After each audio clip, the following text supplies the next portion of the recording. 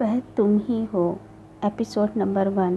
यह जिया है। इकराम अली की आवाज़ पर डाइनिंग रूम में बैठे तमाम लोगों की गर्दनें उनकी तरफ घूम गई थीं। वह सब हैरानी से इकराम अली के साथ खड़ी सहमी हुई लड़की को देख रहे थे। खुद पर जमी सबकी नज़रें महसूस करके वह और ज़्यादा सहम गई थी। और जिया, यह ज़किया तुम्हारी मम्मी। उन्होंने संजीदा सूरत लिए बैठी औरत की तरफ इशारा किया। यह हसन मेरा बड़ा बेटा और यह फैज़ मेरा छोटा बेटा और यह आयशा है मेरी बेटी। जिया ने बारी बारी तीनों की शक्लें देखी जो हाथ रोके उसे ही देख रहे थे, बल्कि कहना चाहिए उसे ही घूर रहे थे। आओ जिया, बैठो, खाना खाते हैं। इकराम अली ने जिया को अपने साथ वाली कुर्सी पर बिठा लिया और खुद ही चावल उसकी प्लेट में निकाले जिसे वह धीरे धीरे खाने लगी थी। ज़किया समेत वह तीनों सवालिया नज़रों से इकराम अली को देख रहे थे, लेकिन वह मुकम्मल तौर पर उन्हें नज़रअंदाज करके जिया के नाज उठाने में बिज़ी थे। आयशा, आज से जिया तुम्हारे साथ तुम्हारे कमरे में रहेगी। आयशा ने कुछ कहने के लिए मुंह खोला, लेकिन बाप का चेहरा देखकर खामोश रह गई।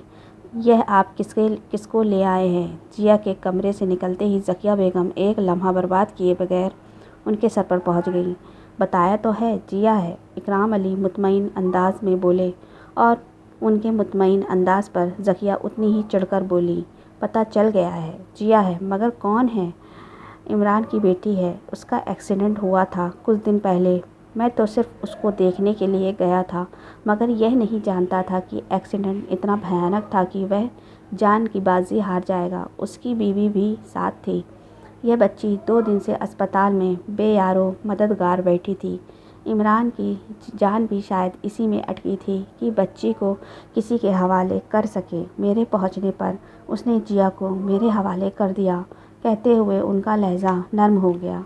सुनकर ज़किया को अफसोस हुआ था, इसलिए कुछ देर को खामोश हो गई, लेकिन सुई तो उनकी वहीं अटकी हुई थी। वह तो ठीक है, लेकिन इतनी बड़ी जिम्मेदारी लेने की क्या ज़रूरत थी? जवान बच्ची है, घर में जवान लड़के हैं, कुछ तो आप अकल से काम लेते। दिमाग तो ठीक है तुम्हारा। अब के इकराम अली गुस्से से बोले, एक मरता हुआ आदमी मुझसे मदद मांग रहा था और मैं इनकार कर देता, और जबकि वह शख्स मेरा मोहसिन भी है, मेरा कज़िन, मेरा चचाजाद भाई है। तुम अच्छी तरह जानती हो, मेरे माँ बाप भी बचपन में चल बसे थे। इमरान के अम्मी अब्बू ने मुझे पाला था, और आज इस मुश्किल वक्त में मैं उसे मरते हुए आदमी की मौत को और मुश्किल बना देता। यह जो कारोबार है जिससे लाखों रुपए आते हैं, जिनसे तुम और तुम्हारे बच्चे ऐश करते हैं, इस कारोबार को शुरू करने के लिए पैसे मुझे जिया के बाप नहीं दिए थे, समझी तुम? और आइंदा मुझसे इस टॉपिक पर कोई बात मत करना। जिया यहाँ वैसे ही रहेगी जैसे आयशा रहती है। इकराम अली ने इतने गुस्से में उन्हें टोका कि वह आगे कुछ कह ही ना सकी। I am proud of you. Report card इकराम अली के हाथ में था। उनके सामने जगमगाते चेहरे के साथ जिया खड़ी थी। मुझे पता था मेरी बेटी मेहनती है, मगर इतनी लायक है, यह तो मुझे अंदाज़ा ही नहीं था। उन्होंने उसे साथ लगाकर उसका माथा चूमा। सामने सोफ़ा पर बैठे फैज़ और ज़किया ने नफ़रत भरी नज़रों से इस मोहब्बत को देखा। आगे क्या सोचा है, वह उससे पूछ रहे थे। अब्बू, मैं मेडिकल में जाना चाहती हूँ। उसने झिझकते हुए अपनी ख्वाहिश बयान की। हाँ हाँ बेटा, क्यों नहीं, ज़रूर, जैसा तुम चाहो। इकराम अली के कहने पर ज़किया ने एकदम से पहलू बदला। बस यही कसर रह गई है, इसे ले पालक औलाद को सब कुछ लुटा दिया जाए। सगी औलादें बस मुंह देखने के लिए हैं। दिल की भड़ास उन्होंने पास बैठे फैज के कान में निकाली, और वह पूरी तरह अपनी माँ का हम ख्याल था। मेरी बड़ी ख्वाहिश थी कि हसन, फैज़ या आयशा में से कोई मेडिकल ज्वाइन करता, लेकिन अफसोस। इकराम अली ने अफसोस से सिर हिला दिया। लो, अब और सुनो। ज़किया ने सर झटका और गुस्से से इस फसाद की जड़ को देखा जिसकी वजह से सगे बाप को अपनी औलादें निकम्मी महसूस हो रही थी। हसन ने तो खैर इंटर में इतने नंबर नहीं लिए, लेकिन फैज़ ने तो टॉप किया था, मगर मेरे लाख कहने पर उसने मेडिकल में एडमिशन नहीं लिया। उसने वह हर काम करना होता है जिससे मुझे तकलीफ़ पहुंचती है। उन्होंने नाराज़गी से उसे देखा। अपने मोबाइल पर बिज़ी होने की एक्टिंग कर रहा था। और आयशा, वह तो है ही निकम्मी, उसे सिवाय फैशन के कुछ नहीं सूझता। अब की बार ज़किया का सब्र जवाब दे गया। इकराम साहब, कभी तो अपनी औलाद की भी तारीफ़ कर लिया करें। हर वक्त गैरों के सामने औलाद की बुराई ही करते रहते हैं। यहाँ गैर कौन है? इकराम साहब ने भवें उचकाकर तीखे अंदाज में पूछा तो वह बड़बड़ा कर रह गई। अच्छा बेटा, तुम बताओ गिफ्ट क्या चाहिए तुम्हें? वह जिया से पूछ रहे थे। कुछ नहीं अब्बू। नहीं बेटा, तकलीफ़ की बात नहीं, इतनी बड़ी अचीवमेंट है तुम्हारी, गिफ्ट तो तुम्हारा हक बनता है। और अगर तुम बगैर किसी झिझक के मुझसे कोई चीज़ मांगोगी तो मुझे बेहद खुशी होगी। जिया कुछ देर उनका चेहरा देखती रही और जो उनके बोलने के इंतज़ार में थे। लैपटॉप कुछ देर बाद सोचकर उसने फरमाइश की, डन, कल हम दोनों जाकर ले आएंगे। अब के फैज़ ने बड़ी संजीदगी से बाप को देखा। और ऐसी ही फरमाइश मैंने भी की थी। तब तो आपने कहा था फ़ुज़ूल फरमाइशों को पूरा करने के लिए मेरे पास फ़ुज़ूल पैसे नहीं।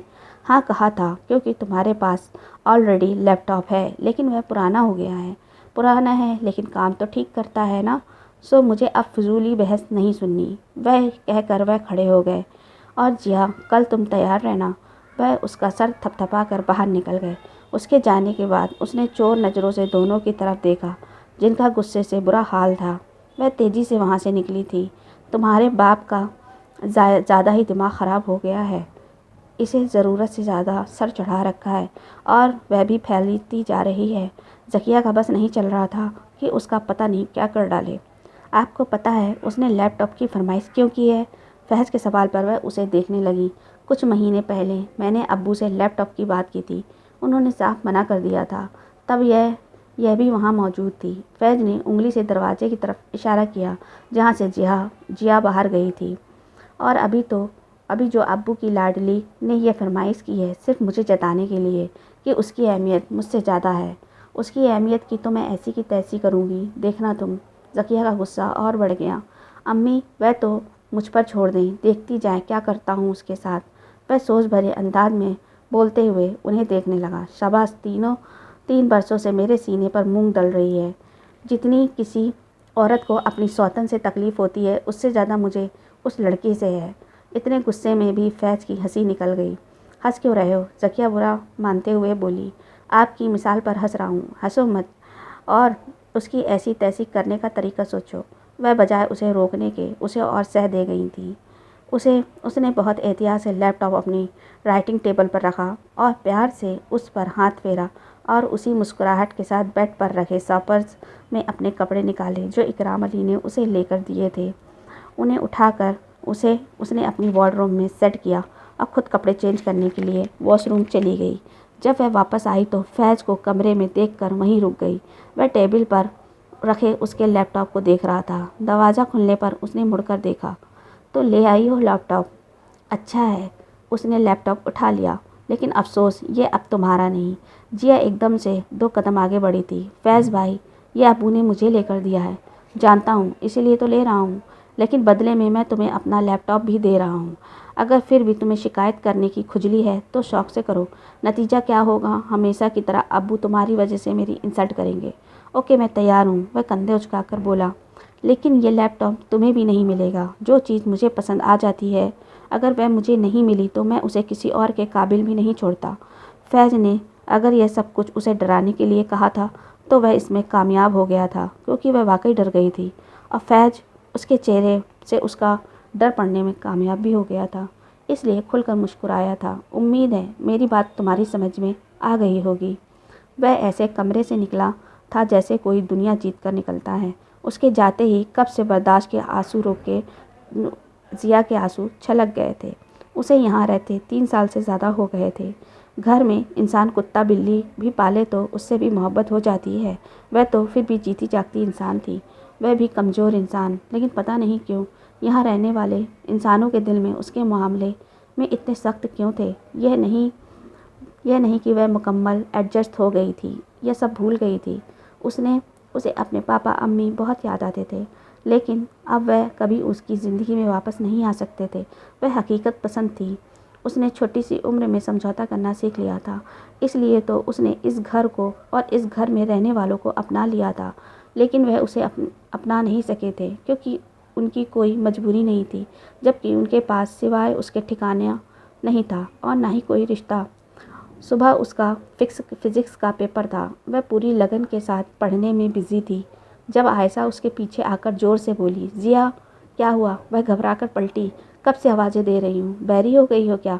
जवाब में वह काफ़ी बदलिहाजी से बोली। जिया खामोशी से सवालिया नज़रों से उसे देखने लगी। अम्मी तुम्हें बुला रही हैं। अच्छा तुम चलो, मैं आती हूँ। आयशा ने एक नज़र उसकी गोद में रखे नोट्स और रजिस्टर को देखा। नहीं अभी चलो, ज़रूरी काम है। जिया गहरा सांस लेकर रह गई। जब वह लाउंज में आई तो जकिया के साथ एक औरत बैठी थी। वह सलाम करके जकिया को देखने लगी। अम्मी आपने बुलाया? जकिया ने नागवारी से उसे देखा। कितनी बार तुमसे कहा है मुझे अम्मी मत कहा करो। तौहीन का एहसास से जिया का चेहरा लाल हो गया। मेरी बहन है रेहाना, कुछ दिन यहीं रुकेगी। मैं इनके साथ बाजार जा रही हूँ। तुम ऐसा करो, पुलाव के साथ आलू गोश्त बना लो। जी। वह ढीले ढीले अंदाज में चलती किचन में आ गई। प्याज काटते हुए उसकी आंखों से सचमुच आंसू बह रहे थे। जकिया जानती थी सुबह इसका पेपर है, फिर भी उसे किचन में काम करने के लिए भेज दिया। और वह यह भी जानती थी कि वह यह जानबूझकर करती हैं, सिर्फ उसे तंग करने के लिए। क्या हो रहा है? हसन ने हैरत से उसे देखा। खाना बन रहा है। वह लहजे को ज़बरदस्ती खुशगवार बनाकर बोली। कल तुम्हारा पेपर है ना? जी। वह अब रुख मोड़कर चावल धोने लगी थी। आयशा। हसन ने वहीं खड़े खड़े आयशा को आवाज़ दी। जी भाई। वह भागती हुई आई। जिया अकेले खाना बना रही है, कल उसका पेपर है, तुम भी उसके साथ उसकी हेल्प करा दो। हसन के सामने तो आयशा ने कोई जवाब नहीं दिया, लेकिन उसके जाते ही वह गुस्से से जिया के सामने आकर खड़ी हो गई। इतना कौन सा पहाड़ तोड़ रही हो जिसको खोदने के लिए तुम्हें दूसरे बंदे की ज़रूरत पड़ती है? मैंने तुमसे कोई हेल्प नहीं मांगी। जिया का सारा ध्यान हंडिया पर जमा था। तो हसन भाई को ख्वाब आया है? आयशा प्लीज़, अगर तुम मेरी हेल्प कर सकती हो तो ठीक, वरना जाओ तुम। आयशा ने इतने गुस्से में ही बोल सकी और उसे आगे बढ़कर पानी भरा हुआ जग हंडिया में उड़ेल दिया और आलू गोश्त के लिए कटी हुई प्याज लहसुन उठाकर डस्टबिन में फेंक दिए। ये सब उसने इतनी तेज़ी से किया कि जिया हक्का बक्का रह गई। लो कर दी तुम्हारी हेल्प। आयशा ने मजाक उड़ाने के अंदाज में मुस्कुराकर हाथ झाड़े और बाहर निकल गई। जिया का दिल चाह रहा था कि चीख चीख कर रोए, लेकिन उसे बर्दाश्त से काम लेना था। घर में मेहमान थे और उसे अपना तमाशा नहीं लगवाना था। वह दोबारा तेज़ी से हाथ चलाने लगी, लेकिन वह जितनी जल्दी कर रही थी उतना काम खराब हो रहा था। क्या कर रही हो जिया? इकराम अली की आवाज़ पर उसने चौंक कर देखा, जबकि उसका रोया हुआ चेहरा देखकर परेशान होकर किचन में अंदर आ गए थे। क्या बात है जिया? बात ठीक है तुम्हारी? तबीयत ठीक है तुम्हारी? जी अब्बू, बस यह खाना नहीं बन रहा मुझसे, कहते हुए एक बार फिर उसकी आंखें आंसू से भर गईं। बेटा, इसमें परेशान होने वाली क्या बात है? साजिया खुद करेगी, तुम क्यों खुद को हलकान कर रही हो? साजिया बाजी छुट्टी पर है और मुझसे कोई काम ठीक से नहीं हो रहा। कल मेरे पेपर की तैयारी करनी है, इसलिए ध्यान बार बार उधर जा रहा है। तो इसमें परेशानी वाली क्या बात है? जाओ तुम जाकर पेपर की तैयारी करो। लेकिन अब्बू, आंटी वह झिझक कर बोली। उनको छोड़ो, मैं उससे खुद बात कर लूँगा। तुम जाओ, रिलैक्स होकर अपनी तैयारी करो। उनके पुचकारने पर वह गहरा सांस लेती हुई अपने कमरे की तरफ भागी थी। आज आप जल्दी आ गए? जकिया इकराम साहब को वक्त पर देखकर हैरान हुई थी। हाँ, थोड़ा काम था, सोचा घर के भी चक्कर लगा लूँ। वह कोट उतारते हुए सोफे पर बैठ गए। रेहाना आपा आई हैं? हाँ, बाहर उनसे मिलकर आ रहा हूँ, वह आंखें मसलते हुए बोले। चलो अच्छा है, आपके लिए चाय बनवाऊँ?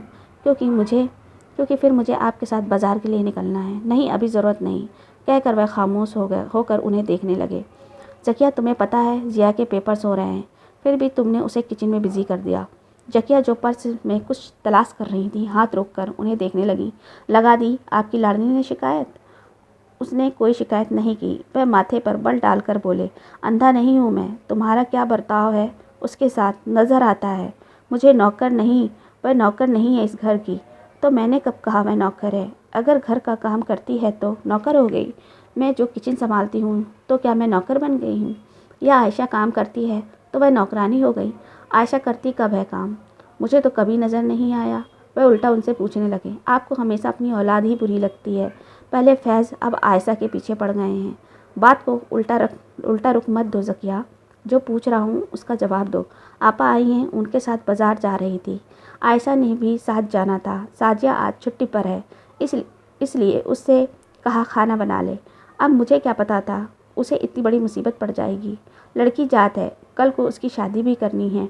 फिर जब उसे कुछ नहीं आएगा तो आप मुझे ही ताना देंगे कि कुछ सिखाया नहीं। तौबा, भलाई का ज़माना ही नहीं। वह गुस्से से बैग की जिप बंद करके खड़ी हो गई। अब मैं कुछ नहीं कहूँगी, आपकी लाडली को खुद संभालें। ज़किया, बात को मत बढ़ाओ। मेरा मतलब यह नहीं कि तुम उसे इग्नोर कर दो। बस उसे मोहब्बत के साथ पेश आओ। वह यतीम बच्ची है, उसे हमारे प्यार और हमदर्दी की ज़रूरत है। उससे प्यार और हमदर्दी के लिए आप काफ़ी हैं, कहकर वह बाहर निकल गई, जबकि वह अफसोस से सर हिला कर रह गए। वह वापस आई तो आयशा उनके इंतज़ार में लान में ही टहल रही थी। खैर है ना? उसका अंदाज ही ऐसा था कि उन्हें पूछना पड़ा। अम्मी, आज जाकर कुछ बनाना नहीं था तो मुझे बता कर जाती, मैं कुछ ऑर्डर कर देती। अब फैज भाई और हसन भाई दोनों भूखे बैठे हैं। हसन भाई तो चलो बर्दाश्त कर लेते हैं, फैज का तो पता है ना आपको, गुस्से में बिल्कुल आउट ऑफ कंट्रोल ही हो जाते हैं। इतना गुस्सा कर रहे थे इसलिए मैं बाहर आ गई। आयशा बेटा, तुम लड़की हो, अगर कुछ नहीं बना था तो खुद बना लेती, इसमें क्या मुश्किल थी? ज़किया के बजाय रेहाना ने जवाब दिया। तो आयशा हड़बड़ा कर माँ को देखने लगी। उसको छोड़े आपा। ज़किया ने रेहाना का ध्यान वहाँ से हटाया। जब मैं जिया से कह कर गई थी खाना बना लो तो फिर उसने क्यों नहीं बनाया? पता नहीं मुझे, वह आपके जाते ही कमरे में घुस गई। बहाना भी है उसके पास, कल उसके पेपर है। उस लड़की ने तो मेरा जीना हराम कर दिया है। वह गुस्से से अंदर बढ़ी थी।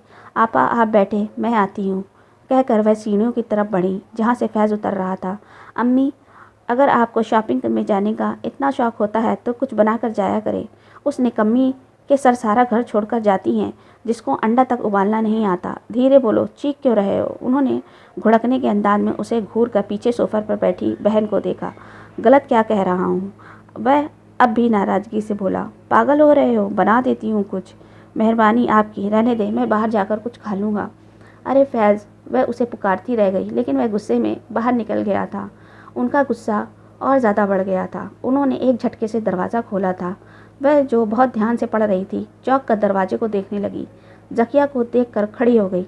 मैंने तुमसे कुछ कहा था। वह बहुत ही संजीदगी से उसके सामने जाकर खड़ी हो गई। जी आंटी। वह परेशानी से ना समझने वाले अंदाज में उन्हें देखने लगी। कुछ पूछ रही हूँ तुमसे। खाना बनाने को कहा था, फिर तुमसे क्यों नहीं बना? तुम्हारी इतनी हिम्मत हो गई कि तुम मेरा हुक्म न मानो? आंटी, मैंने आधी हंडिया बना ली थी, लेकिन आयशा ने उसमें पानी डालकर ख़राब कर दिया। अब्बू ने कहा वह बाहर से ऑर्डर दे देंगे, इसलिए मैंने। ज़ोरदार थप्पड़ की आवाज़ उसके गाल पर अधूरी रह गई।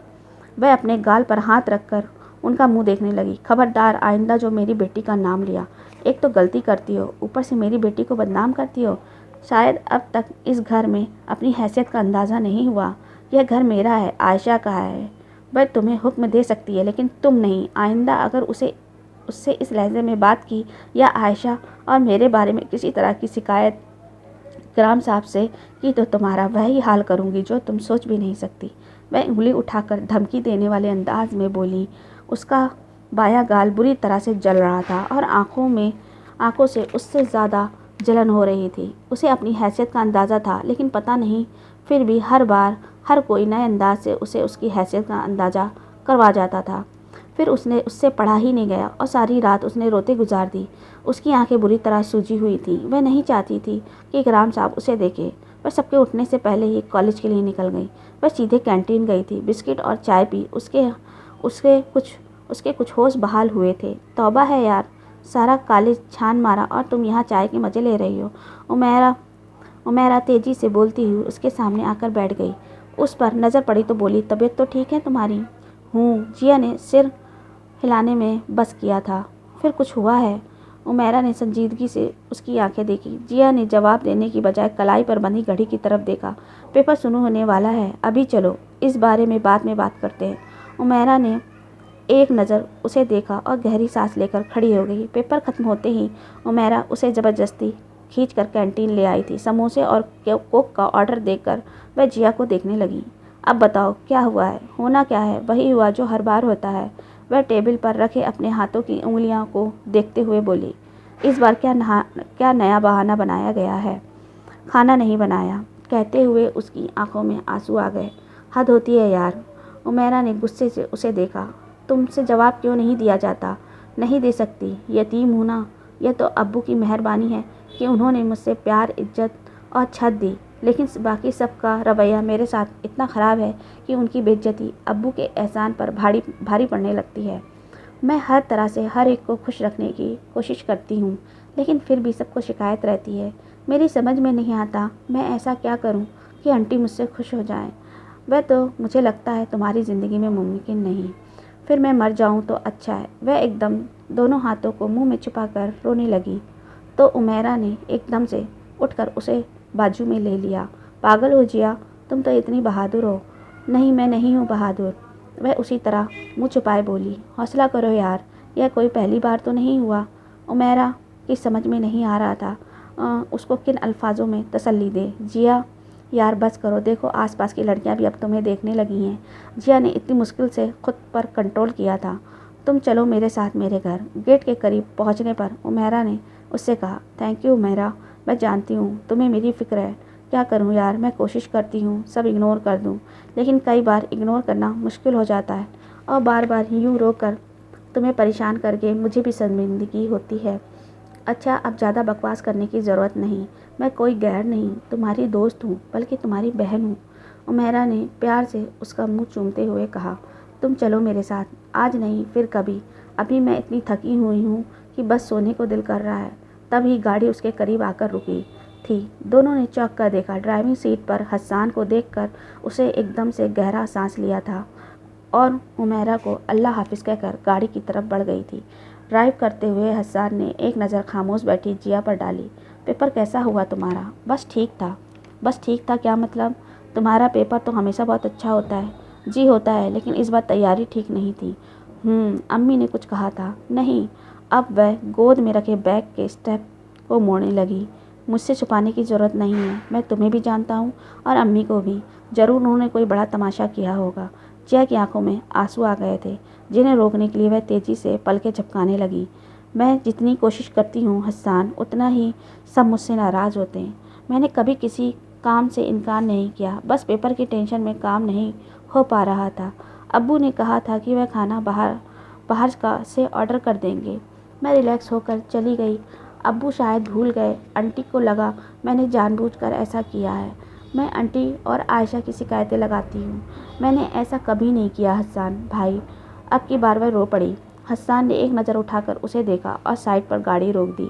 जिया वह रुख मोड़कर उसकी तरफ बैठ गया। तुम्हें यह सब कहने की ज़रूरत नहीं, मैं जानता हूँ, लेकिन मुझे अफसोस इस बात पर हो रहा है कि तुमने सब जानते हुए भी अम्मी की बातों को दिल पर ले लिया। सुबह नाश्ता किए बगैर आ गई। जानती हो पीछे से अब्बू कितने परेशान हो रहे थे। मैंने जानबूझकर ऐसा नहीं किया, बस पेपर की टेंशन थी। आप जानते हैं ना, डॉक्टर बनना मेरी ज़िंदगी का सबसे बड़ी ख्वाहिश है।